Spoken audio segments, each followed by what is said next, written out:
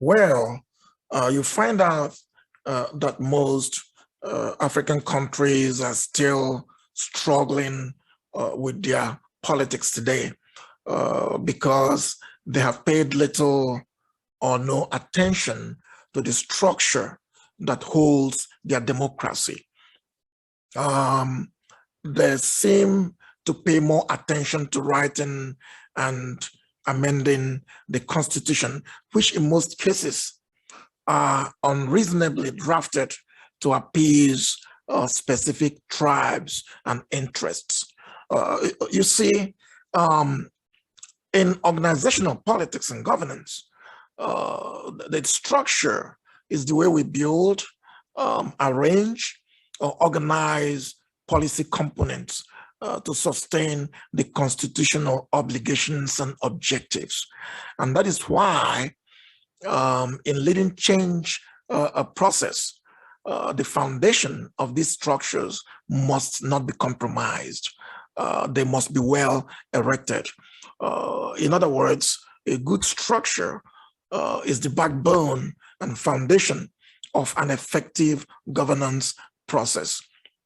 I will share an illustration I created to further demonstrate the relevance of structure building in policy management effectiveness. Let's take a look. You can see that we have two buildings, building A and building B. Building A is built on a sand dome, whereas building B is built on solid brick. In other words, the foundation of building A is sand dome, whereas that of B is solid brick. Unexpectedly, the storm comes and dumped an unimaginable level of rain in the vicinity. Now, building A could not survive this storm because it was built on the sand dome, whereas building B remains strong against this aggressive storm. So, what happens after the storm? Building A is destroyed, whereas building B stands unchallenged. And here is building B, still standing because it was built on a solid foundation. So, what are those structures? What are the structures? There are the sand domes and the bricks. They are the foundation that holds the houses. Now, applying a strong structure to our governance means making a constitution that protects the social, political, and economic interest of the people, irrespective of any demographic sector. It means an unconditional independence of the three arms of government. I'm talking about the legislature, the executive, and the judiciary.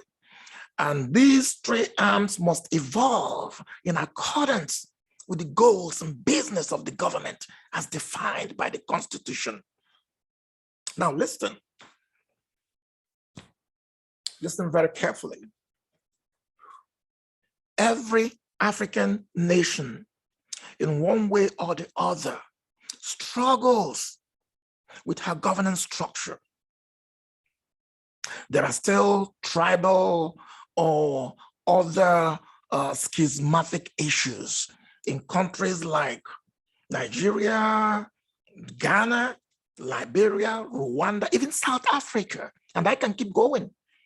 And you find out that in each of these countries, the structure of governance is either outdated or compromised to unfairly appease some specific interests. Therefore,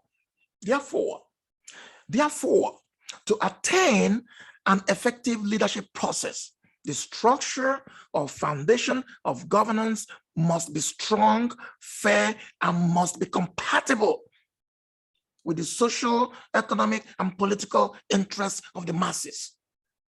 Now listen, the lesson is obvious that no government will ever survive if her structure our foundation is built on a sand dome, they will just wash away when the storm comes.